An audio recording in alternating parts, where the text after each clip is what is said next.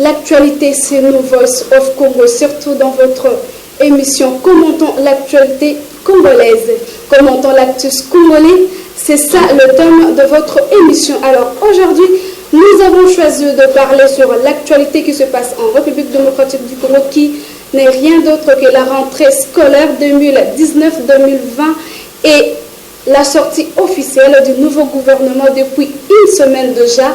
Après seulement 5 jours, il y a eu la visite du secrétaire général de l'ONU. Alors aujourd'hui, nous allons nous entretenir avec notre invité qui n'est rien d'autre qu'un militant du mouvement citoyen Lucha.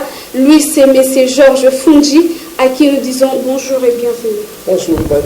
L'actualité reste en continu en République démocratique du Congo. Aujourd'hui, nous parlons déjà de la rentrée scolaire 2018-2019. Bien sûr, c'est un grand plaisir de pouvoir assister à la rentrée scolaire 2019-2020 avec un tout premier président qui vient après un autre élu démocratiquement. Donc c'est la première rentrée scolaire après l'ordonnance de janvier 2019. Pour nous, c'est un grand plaisir et c'est un signe de victoire de pouvoir assister à cette rentrée de manière pacifique et dans toute la quiétude sur l'étendue de la République. La rentrée scolaire et également la gratuité de l'enseignement de base. Pensez-vous que c'est vraiment la priorité des choses pour un président de la République? Parler de la priorité ou non, je dirais plutôt que c'est un droit. Parce que la Constitution de la République, dans son article 48, depuis 2006, a consacré la gratuité de l'enseignement primaire. Et au-delà de la gratuité, la Constitution parlait du caractère obligatoire. Cela, le législateur, le constituant, a voulu donner le droit à tous les citoyens congolais, à tout enfant congolais, de pouvoir avoir accès à l'éducation de base.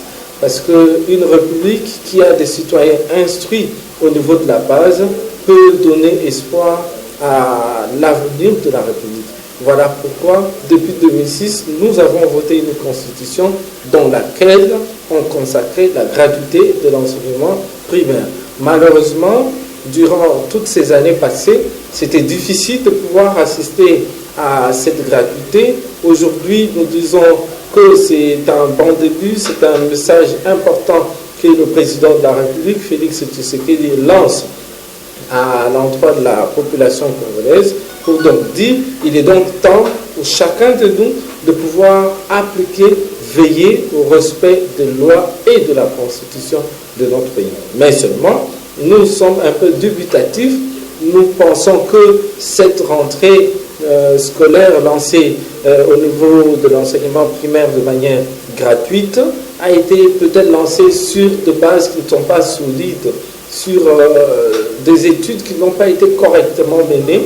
C'est presque pour nous un lancement, une rentrée propagandiste. C'est une mesure qui a été prise dans la précipitation sans pour autant étudier tous les fondamentaux, toutes les bases qu'il faille pour une rentrée réussie. Mais nous donnons toute la chance au gouvernement et au président de la République de pouvoir réaliser ce qu'eux-mêmes ont prévu. Nous constatons que de l'autre côté, il y a vraiment une partie des enseignants qui ne sont pas encore payés. Pensez-vous que le président de la République ait instauré la gratuité de l'enseignement de base? Ces enseignants impayés pourront très bien faire leur travail. Pour nous, il faut la gratuité. Mais la gratuité, c'est-à-dire on est en train de compenser la charge de parents par la République. Et la République, elle fonctionne avec des règles, elle fonctionne avec des normes. Et pour l'instant, la seule norme que nous avons encore en vigueur, c'est le budget de l'année 2019 qui est encore en cours. Ce budget a été voté l'année passée pendant le régime du président Kabila. Mais aujourd'hui, nous voyons que dans la rubrique enseignement de l'année passée, il n'y avait jamais été mentionné la gratuité de l'enseignement primaire. C'est pour dire que le budget actuel n'alloue pas un montant conséquent pour la gratuité de l'enseignement. Mais maintenant, nous disons comment le président de la République pourra faire pour payer les enseignants, comment le président de la République et son gouvernement pourront se dominer pour prendre en charge les enseignants. Voilà la réserve maintenant même du côté des enseignants. Certains se disent, vous nous lancez dans la gratuité, mais nos enfants, des fois, c'est au début de l'année que nous aussi, on touchait quelque chose. Mais aujourd'hui, vous nous demandez d'aller enseigner gratuitement parce que l'État va prendre en charge, mais qu'est-ce que nous allons faire pour nos enfants? Comment nous allons acheter des fournitures scolaires pour nos enfants? Comment nous allons faire pour nourrir les 2 bouts du mois? Ça pose problème. Alors je pense que le président de la République, le gouvernement de la République doivent également faire un effort de pouvoir donner des assurances concrètes aux enseignants pour que nous puissions assister réellement à une gratuité et non des effets d'annonce pour que après on revienne à la décision pour dire c'est le gouvernement qui bloquait, c'est tel monsieur qui bloquait.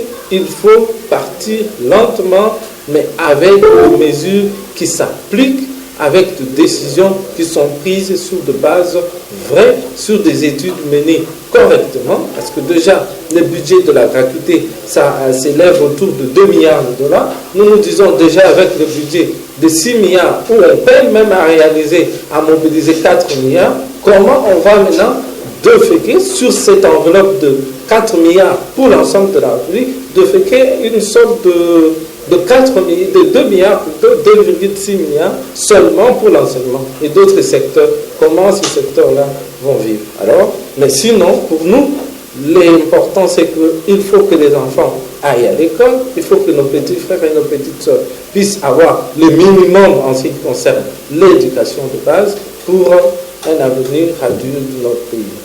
Parlons à présent de la sortie du nouveau gouvernement qui a été lancé officiellement depuis lundi 26 août dernier. Monsieur Georges Fudji, en tant que membre du mouvement citoyen, pensez-vous que ce nouveau gouvernement va enfin répondre aux attentes de la population congolaise? Bon, il est toujours important de pouvoir avoir de l'espoir parce qu'on ne va pas être le prophète de malheur pour notre pays.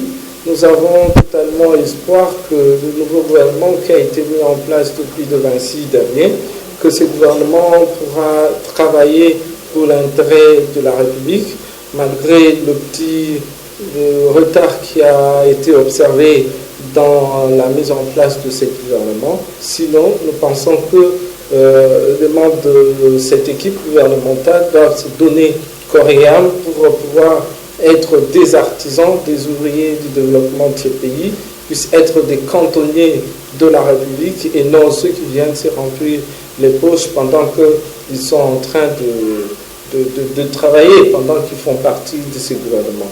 Nous souhaitons pleinement bonne chance à ce gouvernement parce que la réussite de ce gouvernement sera la réussite de la République et par conséquent notre réussite. Et son échec sera également l'échec de toute la République. Voilà la raison pour laquelle nous sommes tous appelés à nous mobiliser, à apporter un soutien efficace à ce gouvernement pour l'aider à pouvoir rencontrer les aspirations de la population qui a longtemps souffert, qui continue à souffrir. Et voilà pourquoi nous tenons à appeler tous nos camarades activistes à se mobiliser, à se mobiliser totalement pour pouvoir apporter un soutien efficace à ce gouvernement. Mais seulement, le soutien que nous allons apporter à ce gouvernement, ce n'est pas un soutien pour cautionner même le détournement de deniers publics. C'est un soutien dans les propositions concrètes, c'est un soutien en donnant 2 avis pour faire avancer la République. Et au cas où il y avait de mégestion, nous serons là pour interpeller, pour rappeler à l'ordre celui-là, ces dirigeants qui se seraient méconduits. Et dans le cas le plus extrême, nous serons dans la rue pour appeler soit à la révocation ou à la démission du membre du gouvernement incompétent. Donc nous gardons notre espoir et nous souhaitons plein succès et longue vie à ce gouvernement. 5 jours après justement la publication de ce nouveau gouvernement, on a eu à constater la présence du secrétaire général de l'ONU, M. Antonio Guterres. Pensez-vous que c'est le moment qu'il faut pour sa visite en République démocratique du Congo? Ce n'est pas important. Sa visite ici ne nous apporte absolument rien. La République étaient en train de traverser des moments difficiles ici. On ne les a jamais vus, sinon toujours des condamnations, sinon toujours des critiques inutiles à l'endroit des autorités de ce pays. Pendant ce temps, à l'Est, les agents de la MONUSCO, le ministère de la MONUSCO, continuent à piller, continuent à couvrir le viol, continuent à eux-mêmes à exploiter illégalement les ressources minières de ce pays. On n'a jamais vu ces Guterres-là condamner ce qui se passe à l'Est par ses agents. Sinon, toujours condamner les militaires congolais, appeler les militaires congolais des criminels, appeler les militaires congolais des violeurs, pendant que ce sont ces agents, ces militaires de la MONUSCO qui sont là en train de violer, de piller. Alors nous disons, M. Guterres, pour moi et pour nous, certains camarades de la lucha, nous estimons que votre arrivée ici dans notre pays est non-sens. Et plutôt, ça a plutôt l'air d'être une visite d'un colon chez son colonisateur, son colonisé. Il est là, à patron, il vient, il bombe ses poitrines. En tout cas, pour nous, monsieur Out, il faut dégager, rentrer chez vous. On n'a pas besoin de vous parce que les Congolais sont suffisamment matures pour se prendre en charge. La MONUSCO ne nous apporte rien, sinon de malheur et de détournement et aussi de pillage de nos ressources à l'Est. Le point là qui manquait, c'est assister au départ total et intégral de la MONUSCO de notre territoire. Les Congolais sont suffisamment matures, sont suffisamment forts pour assurer la sécurité de leur territoire. Nous ne voulons plus d'eux parce que la MONUSCO ne fout absolument rien dans notre pays. Sinon, construire, élaborer de faux rapports sur nos dirigeants, sur nos militaires, aujourd'hui nous estimons. D'ailleurs, où est l'ONU, où est ces Guterres-là, pour venir en aide aux militaires congolais qui étaient à Centrafrique. Ils ont travaillé correctement et aujourd'hui ils sont rentrés, mais on ne leur a pas encore payé leur indemnité de fin de service. Aujourd'hui, ces militaires et les policiers congolais sont en train de réclamer leurs droits pour que Guterres leur paye leur argent. Mais où est Guterres? Il ne réagit pas. Mais quand il s'agit d'Ebola, parce qu'ils savent que derrière Ebola, ils vont injecter des histoires à l'Est de la République, ils vont couvrir de pillage, il est vite là avec son ventre là en train de pouvoir venir ici. On n'a pas besoin de vous, M. Guterres, il faut dégager,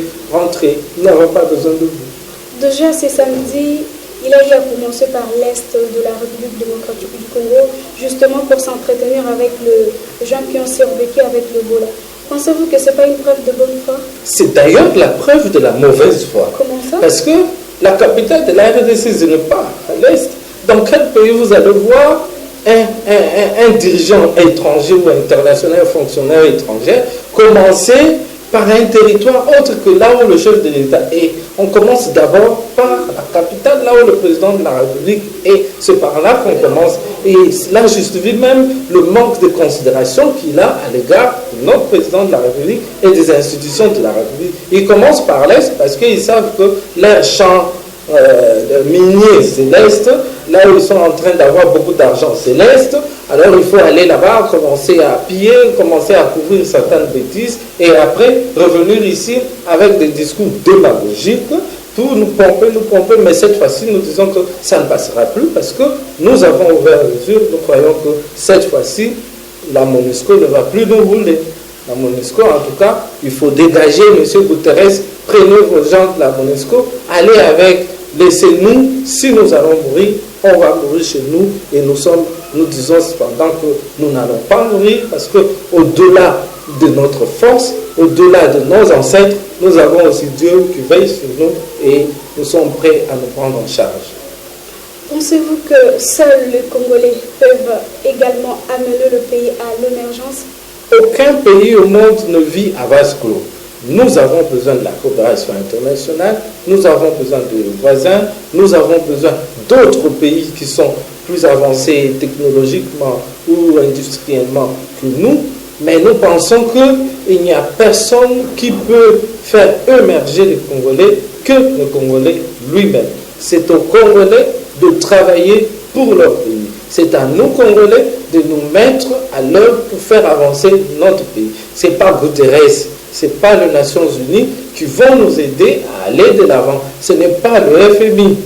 Ce n'est pas la Banque mondiale qui va nous aider parce que déjà, il n'y a jamais eu au monde un seul pays qui a été développé grâce à l'aide du FMI ou de la Banque mondiale ou encore des Nations Unies. Ce sont les citoyens de ce pays qui peuvent amener la République à l'émergence. Voilà pourquoi mon appel, c'est plus à la conscience, à la prise de conscience de nos compatriotes pour que nous nous mettions au travail pour faire avancer notre pays. Nous sommes souverains comme les Américains. Nous sommes souverains comme les Français. Nous sommes souverains comme les Russes. Et aussi, nous sommes humains comme eux. Si eux ont ramené leur pays au niveau là, donc nous aussi, avec un minimum d'espoir, un minimum d'énergie, un minimum de prise de conscience, nous pouvons aussi amener notre pays au développement, à l'émergence. Pas seulement tendre la main au FMI. Là, j'appelle le président Félix. Je lui dis, Monsieur le Président Félix, il ne faut pas compter sur le FMI. Le président Kabila a fait plus de 18 ans ici. On n'avait pas besoin de FMI pour faire tout ce qu'il a eu à faire. Croyez bien à la force de votre pays, aux ressources de votre pays et aux citoyens de ce pays. Nous sommes en mesure de travailler et faire avancer notre pays. On n'a pas besoin du FMI, on n'a pas besoin des Nations Unies pour prendre conscience. Nous-mêmes, avec un minimum de prise de conscience, on peut faire mieux que ce que la MONUSCO nous fait là-bas à l'Est. D'ailleurs, je salue la décision du nouveau commandant des opérations Sokola 1 là-bas qui a dit plus question cette fois-ci qu'un avion de la MONUSCO puisse décoller sans ordre de commandement des opérations. Pourquoi? Parce que c'est eux, la MONUSCO, avec leurs agents, qui livraient de tenues militaires aux rebelles. C'est eux qui offraient des armes. Et pendant ce temps, ils sont en train de cautionner le pillage de ressources, l'exploitation illicite et illégale de ressources minières de l'Est. Alors, Monsieur le Président, soutenez le commandement de FARDC, croyez à la force et à la prise de conscience de vos compatriotes. Je pense que ce Guterres-là, il ne va pas au Rwanda, il ne va pas dans d'autres pays. Pourquoi seulement chez nous? Alors, M. Guterres, il faut partir. Vous nous avez fait confiance. Merci d'avoir été tellement nombreux à nous suivre. Merci encore de rester scotché branché pour votre prochain numéro de cette émission Commentons l'actus congolais. Comme je l'ai toujours l'habitude de le dire, qu'il se passe toujours quelque chose à Kinshasa. Fixons rendez-vous demain à la même heure, toujours pour le plaisir de vous servir. Mais en attendant, nous allons dire un grand merci à notre invité qui nous a honoré par sa présence. Merci d'être venu.